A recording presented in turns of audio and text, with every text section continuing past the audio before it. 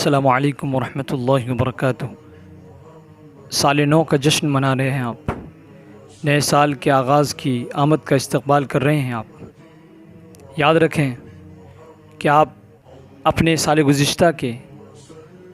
حساب و کتاب کا بھی جائزہ لیں، آپ ماضی کی ناکامیوں کا بھی جائزہ لیں اور یہ دیکھیں کہ ہم نے ماضی میں گزشتہ سالوں میں ہم نے کیا کیا، کیا کھویا، کیا پایا۔ اور ماضی واقعی ہماری حقیقت کا آئینہ ہوتی ہے۔ ہم اپنی حقیقتوں سے دور نہیں بھاگ سکتے، اپنی حقیقتوں سے پردہ پوشی نہیں کر سکتے، لہٰذا اپنے ماضی کو ہم فراموش نہیں کر سکتے، لہٰذا اپنے ماضی کو دیکھنے کی ضرورت ہے۔ کتاب زندگی سے ایک ورق نکل چکا اور ایک ورق ضائع ہو گیا ہے۔ نادان یہ سمجھتا ہے کہ نیا سال مبارک، اور نادان یہ کہتا ہے نیا سال مبارک۔ نیا سال ہمارے اسلامی تشخص کے اعتبار سے، اسلامی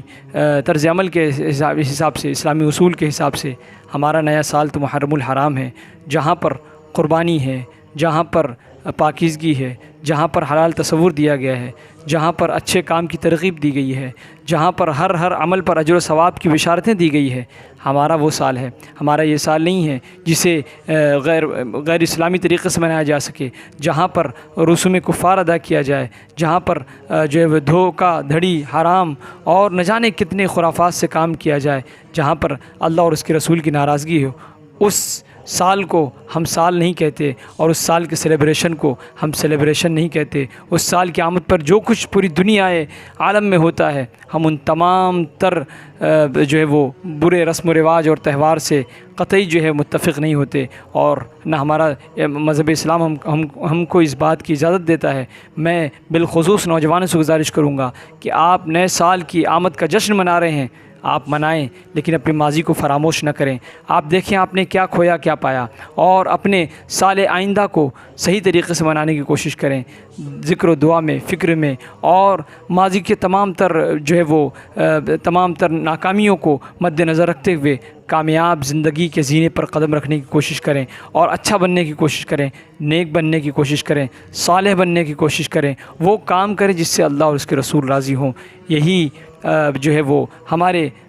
سال کے آغاز میں ہمیں اس بات کو سوچنا چاہیے اور اس طرز عمل کو اپنانا چاہیے جو شریعت مطہرہ نے، اللہ کے رسول تاجدار دو عالم صلی اللہ علیہ وسلم جو فکر دی ہے، جو تصور دیا ہے، جو ہمیں پیغام دیا ہے، ان پیغامات پر عمل کریں، اور دنیا عالم میں جتنے بھی خرافات ہوتے ہیں، جتنی بے حیائی، برائی اور نہ جانے کتنے جو فیشن کے نام پر جتنے غلط کام ہوتے ہیں، ان تمام سے میری ذمہ داری ہے کہ ہم اپنے نوجوانوں کو بچائیں۔ نہ میری ذمہ داری ہے بلکہ گھر کے ہر گارجین کی، سرپرست کی ذمہ داری ہے، اپنے بچوں کی حفاظت کریں، بچائیں، لڑکی ہو یا لڑکا ہو، ہر طریقے سے آپ انہیں بچانے کی کوشش کریں۔ علماء سے بھی گزارش ہے کہ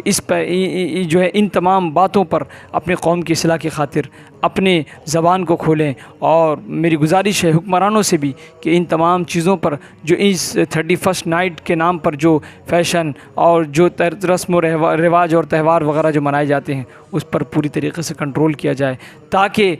جو ہے ہمارے معاشرے کے اندر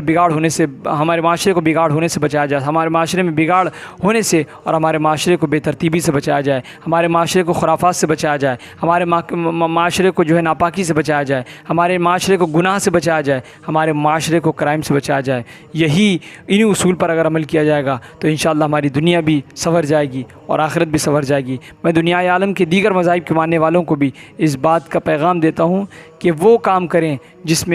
میں جو ہمارا فائدہ بھی ہو، اور ہم ہر طرح کے نقصانات سے بھی بچیں، اور اپنے مراسم کو، اپنے تہوار کو بڑی ہی سادگی کے ساتھ آپ منائیں، اور جو ہے وہ منا کر آپ اپنے طریقے سے آپ کو جیسا مناسب لگتا ہے آپ وہ کام کریں۔ لیکن میں اپنی قوم کے لوگوں سے گزارش کروں گا کہ آپ قطعی دوسروں کے فالوورس نہ بنیں، دوسروں کے جو ہے وہ نقش قدم پر نہ چلیں، بلکہ قرآن کہتا ہے کہ جو ہے وہ قرآن پاک میں ہے کہ ان کی یہود و نصارہ کی پیروی نہ کرو، اور اس طریقے سے پھر اللہ کے رسول تاجدار دو عالم صلی اللہ علیہ وسلم نے